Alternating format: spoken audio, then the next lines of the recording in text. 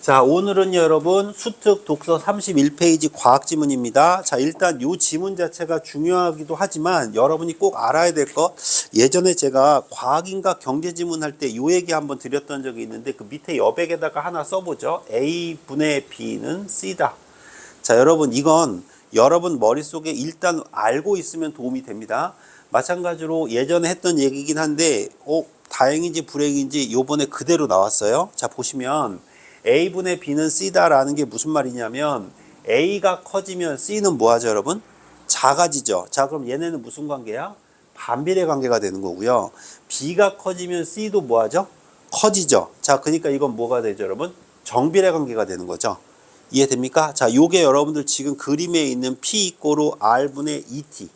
그래서 거기 지금 정비례와 뭐가 나와? 반비례가 나와 있죠. 맞습니까, 여러분? 자, 요거 여러분들이 아마 읽으면서 요 A분의 B는 C다라는 것만 기억하셨으면 훨씬 더 이해하기 좋지 않았을까 하는 생각이 들어요. 요건 여러분들 머릿속에다 그냥 아예 박아 놓으십시오. 그래서 계산 문제 할 때 필수적으로 이건 항상 물어보는 거기 때문에 비례냐 반비례냐 요건 여러분들 꼭 좀 기억해 놨으면 좋겠다. 여기까지 됐죠? 자, 그럼 이제 지문 읽어 볼게요.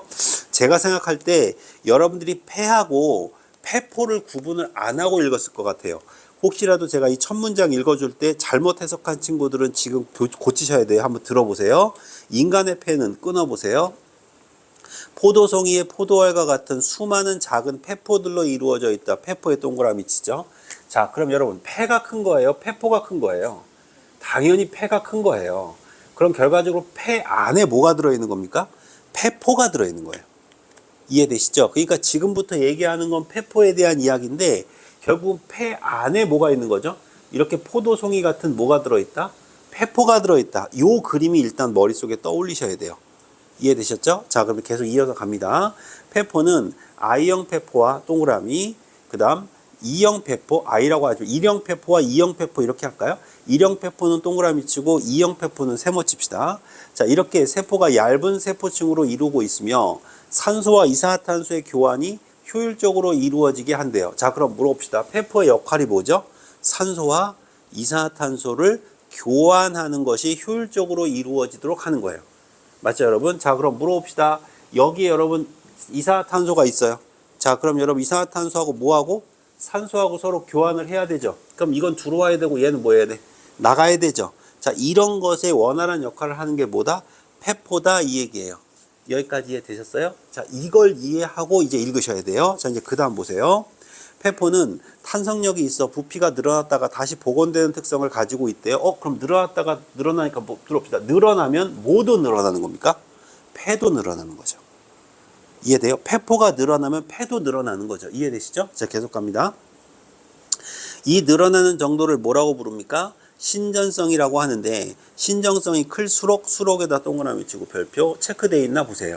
자, 여러분 A가 B 할수록 이렇게 수록 나오면 무조건 뭐해라? 체크해라. 이해되시죠? 자, 클수록 일정량의 공기를 들여 마실 때 사용하는 에너지가 줄어들고 적은 음으로 원활하게 숨을 쉴 수 있대요. 숨을 쉴 수 있다 밑줄치고요. 다른 말로 바꿔보죠. 산소와 이산화탄소의 교환이 효율적으로 이루어진다는 얘기죠. 이해됩니까, 여러분? 자, 그러면 늘어났다 줄어들면서 여러분 뭐가 일어나는 거죠? 산소와 이산화탄소의 뭐가 일어나는 거죠? 교환이 일어나는 거죠. 그럼 이 산소와 이산화탄소의 교환이 일어나는 이유는 무엇이 늘어났다 줄어드는 것 때문이죠? 폐포가 늘어났다 줄어드는 것 때문이죠. 그럼 이렇게 늘어났다 줄어드는 걸 폐포의 무슨 성이라고 부르죠? 신전성이라고 부른다. 여기까지 이해되셨나요? 자, 첫 번째 단락을 이해했다면 다 이해하신 거예요. 이제부터는 이걸 계속 반복하는 겁니다. 자, 그 다음 단락 보세요. 폐포의 표면은 얇은 액체층으로 쌓여 있어요. 자, 그럼 여러분들 이해하기 좋게 요 폐포 하나를 가지고 올게요. 그럼 폐포가 이렇게 있으면 확대한 거예요. 자, 근데 요게 뭐가 둘러싸여 있대요? 액체층이 둘러싸여 있대요. 자, 그런데 그게 어쩌라고요? 액체층에는 액체의 표면이 스스로 수축하여 가능한 한 작은 면적을 취하려는 뭐가 있다? 표면 장력이 있대요. 표면 장력에 동그라미 치고 수축에다 동그라미 칩니다. 그럼 표면 장력은 여러분 늘어나려고 하는 거예요? 줄어들려고 하는 거예요? 줄어들려고 하는 거죠. 맞습니까? 표면 장력이라는 거 그럼 이렇게 안쪽으로 뭐 하려고 하는 거야? 줄어들려고 하는 거죠. 자, 이걸 무슨 장력? 표면 장력이라고 하는데 이 힘은 일반적인 분자 간의 인력보다라고 되어 있죠. 여러분 인력은 기본적으로 알아야 돼요. 인력은 여러분 뭘 인력이라고 그래? 서로가 서로를 당기는 게 인력이죠. 맞죠? 인력보다 강한 물 분자 간의 인력 때문에 형성된답니다. 폐포에 작용하는 표면 장력 때문에 폐포는 오그라들려는 경향을 보이고 이해되시죠? 그죠? 너무 당연한 거죠. 폐의 신전성이 뭐 하게 된다? 줄어들게 되겠죠. 당연합니다. 자, 선생님 봅시다. 자, 그럼 요거 확대해서 이렇게 했어요. 그럼 이거 점점 줄어들려고 하면 폐도 뭐 하려고 할까요? 줄어들려고 하겠죠. 그럼 폐가 줄어들려고 한다는 건 그만큼 늘어나는 정도가 뭐 한다? 적어진다는 얘기겠죠. 이해됩니까? 자, 그럼 물어봅시다. 줄어드는 건 무슨 장력 때문이고 표면 장력 때문이고 맞습니까? 늘어나는 건 폐포의 무슨 장력 때문이다? 신전성 때문이다. 맞습니까? 그럼 늘어나는 건 신전성, 줄어드는 건 무슨 장력? 표면 장력이다. 여기까지 납득되세요? 자, 계속 갈게요. 그러나 폐포가 오그라들려는 경향을 보이더라도 폐포의 허탈은 거의 일어나지 않는데요. 허탈 보니까 뭐라고 돼 있어요? 폐포가 정상적으로 공기로 확장된 상태를 유지하지 못하고 바람 빠진 풍선처럼 쭈그러들어 부피가 줄어든 상태. 맞죠? 그러면 어느 정도까지는 줄어들 수 있지만 쭈그러들지는 않는다는 거예요. 자, 그럼 여러분 무엇과 무엇 때문이라고 되어 있는지 볼게요. 왜 이렇게 일어나지 않냐면 이유는 표면 장력에 의해 발생하는 오그라들려는 힘과 맞죠? 폐포 내부의 공기압이 서로 평형을 이루어 안정된 부피가 유지되기 때문이래요. 자, 그러면 이 폐포 안에 이미 뭐가 있어? 공기가 있어. 공기가 있으니까 아무리 줄어들려고 해도 이 공기는 줄어들 수가 없잖아. 맞습니까, 여러분? 그러니까 더 이상은 쪼그라들지 않는다. 이해되십니까? 정리해 볼게요. 자, 칠판 보시죠, 여러분. 내용 정리 이렇게 하셨나 보세요. 폐 안에 뭐가 들어있죠? 폐포가 들어있죠. 근데 이 폐포가 늘어나려고 하는 성질이 있죠. 이걸 무슨 성이라고 부른다고 했습니까? 신정성이라고 한다고 했어요. 맞습니까, 여러분? 그럼 마냥 늘어나면 안 되잖아요. 뭐 하기도 해야 돼요? 줄어들기도 해야 되잖아요. 그럼 그건 뭐 때문이에요? 표면 장력 때문이다. 근데 그 표면 장력 때문에 줄어들긴 하는데 어느 정도 줄어들면 더 이상은 줄어들지 않는다고요. 왜? 폐포 안에 있는 공기의 무슨 때문에? 압력 때문에. 정의됩니까? 그럼 늘어났다 줄어들었다 늘어났다 줄어들었다 이렇게 한다는 얘기네. 자, 이렇게 함으로써 칠판 좀 봅시다. 이산화탄소와 산소가 뭐 된다는 거죠? 교환한다는 거죠. 이해됩니까, 여러분? 이해되셨어요? 자, 계속 갑니다. 폐포가 안정된 부피를 유지하기 위해 필요한 공기압은 라플라스 법칙으로 설명할 수 있는데요. 라플라스 법칙에 따르면 폐포의 안정된 부피를 위해 필요한 내부의 공기압 P는 표면 장력에 정비례하고 이게 그냥 바로 이해가 돼야 돼요. 왜? 분자에 들어가 있잖아. 맞아요? 자, 계속 폐포의 반지름에 뭐한다? 반비례한다. 다시 설명한대요. 표면 장력이 뭐할수록 커질수록 이렇게 되어 있죠. 그럼 표면 장력이 커질수록 폐포를 유지하기 위해 더 높은 공기압이 필요하겠죠. 맞습니까? 표면 장력이 커진다는 건 칠판 좀 보세요, 여러분. 줄어들려는 힘이 커진다는 거죠. 그럼 줄어들려는 힘이 커지니까 더 이상은 줄어들지 않게 만들어야 되겠지. 뭐가? 공기의 압력이.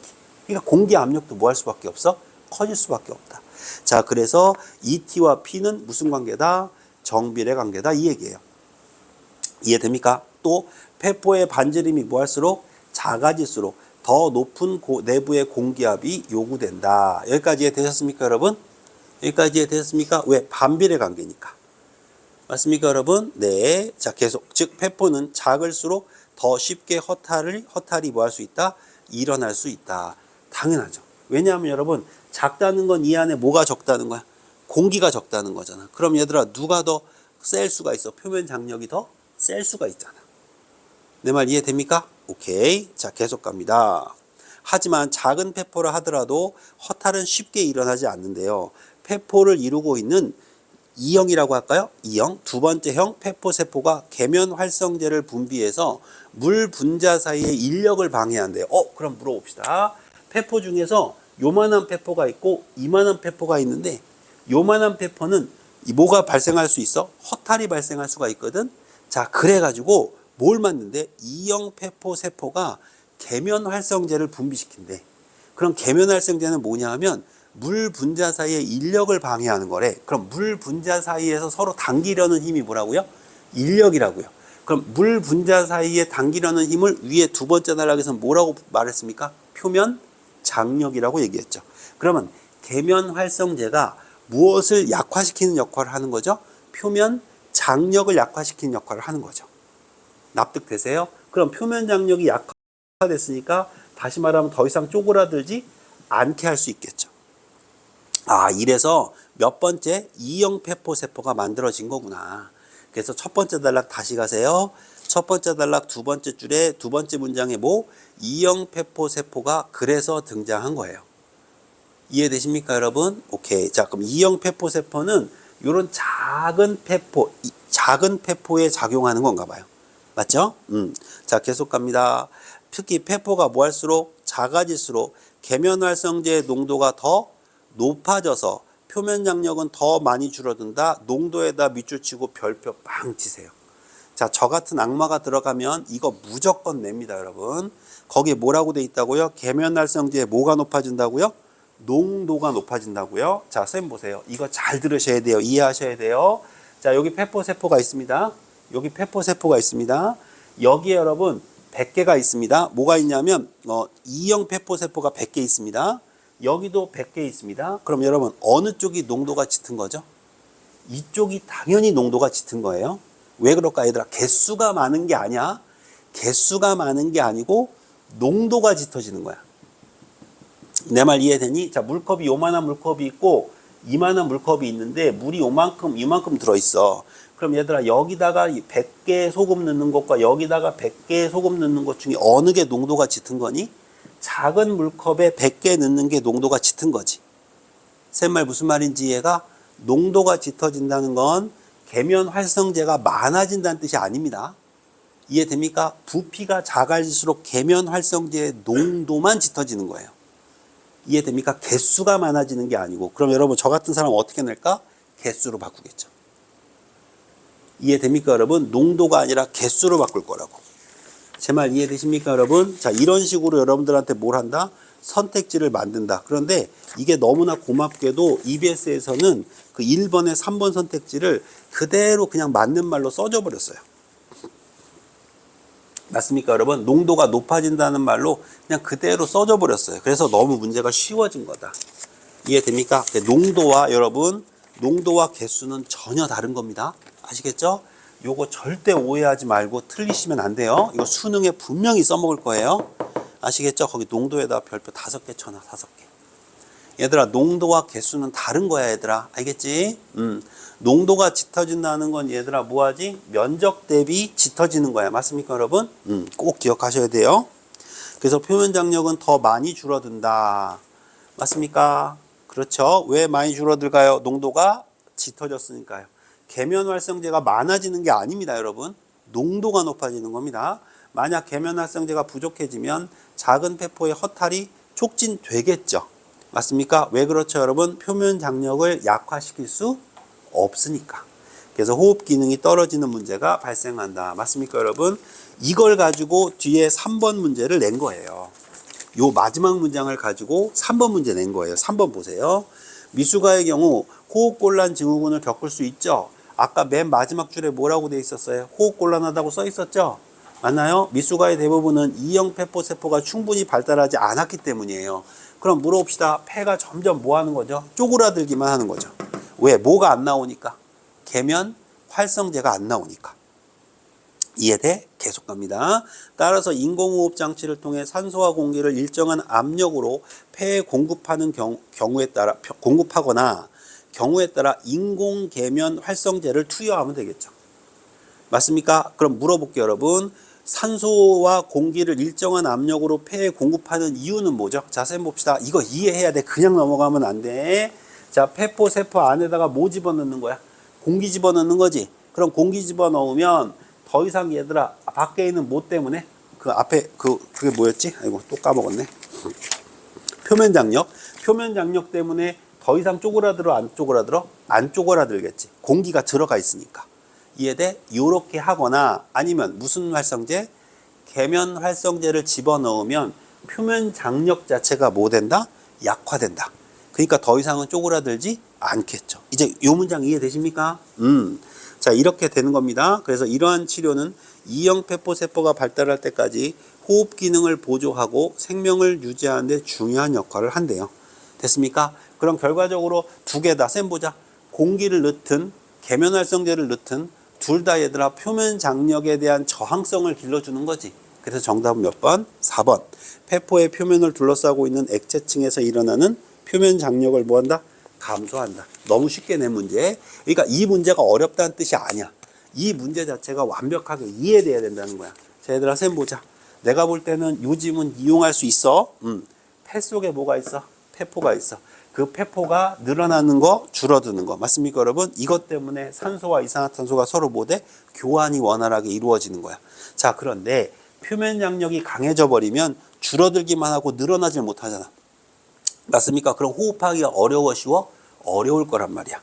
맞습니까, 여러분? 그래서 이 표면 장력을 약화시키는 계면활성제를 만들어내거나 아니면 이 안에 공기의 압력으로 지탱하거나. 맞습니까, 여러분? 이렇게 한다는 얘기가 써져 있었던 겁니다. 이해되셨나요? 자, 그럼 1번 문제로 갑시다. 윗글의 내용과 일치하지 않는 겁니다. 폐포의 표면은 얇은 액체층으로 둘러싸여 있는 거 맞죠? 네. 폐포는 탄력성이 있어 부피가 늘어났다가 복원될 수 있죠? 네. 폐포의 반지름이 작을수록 계면활성제의 농도는 당연히 높아지겠죠. 폐포가 작다는 얘기니까. 맞습니까? 4번. 폐포에 작용하는 표면 장력은 물 분자 사이의 인력을 방해하는 게 아니에요. 맞습니까, 여러분? 물 분자 사이의 인력을 방해하는 건 표면 장력이 아닙니다. 이해되십니까? 정답 몇 번? 4번. 폐포의 1형과 폐포세포, 2형 폐포세포는 얇은 세포층을 이룬다. 그렇죠? 정답은 4번입니다. 자, 이거는 문제를 만들었다기보다는 그냥 뭐라 그럴까? 그냥 지문을 이해했는지 확인하는 정도? 그런데 이 지문에서 이 내용을 이해했는지를 꼭 확인하셔야 됩니다. 이해되셨죠? 자, 이 두 번째 문제는요, 여러분, 서술형이니까 수능에 나오진 않겠지만 지문 내용 제대로 이해했는지 한번 꼭 확인해서 한번 써보시기 바랍니다. 알겠죠? 자, 요건 제가 생략할게요. 자, 요렇게 해서 이제 과학 지문 또 하나 해봤습니다. 자, 오늘은 여기까지 하겠습니다.